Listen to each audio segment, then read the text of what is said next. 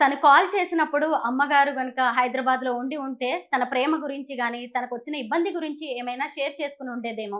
పెద్దవాళ్ళు మాట్లాడుంటే ఆమెకి ధైర్యంగా అనిపించేది. ఈరోజు ఇలా మాట్లాడుకోవాల్సిన పరిస్థితి వచ్చేది కాదేమో కదా! ఇలా అనుకుని ఉంటారు మీరు కూడా. అబ్సల్యూట్‌లీ. అబ్సల్యూట్‌లీ. ఆ రోజసలు అమ్మని పట్టుకోలేకపోయాం. అంత అమ్మ బాధపడుతూ ఉండింది.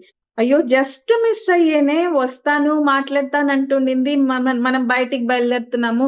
ఇంక బయలుదేరాలి తిరుపతికి అని చెప్పి, నేను మళ్ళీ వచ్చాక మాట్లాడతానన్నానమ్మా అని అమ్మ అట్లా బాధపడుతుంటే, అయ్యో!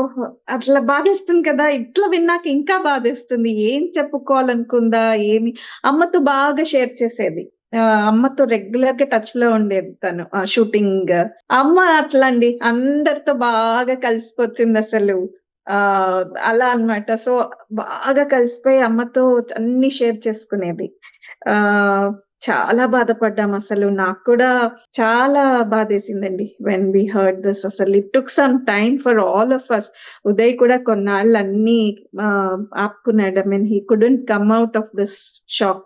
అప్పుడు కూడా Uday also was completely down. వెంటనే వి కట్ షార్ట్ ఆ ట్రిప్ అందరూ వచ్చేసాం. వెనక్కొచ్చేసాం వెంటనే. అండ్ ఉదయ్ అమ్మ అక్కడికెళ్లారు. నేను వెనక్కొచ్చేసాను. వాళ్ళక్కడికెళ్లారు ఆంటీ దగ్గరికి.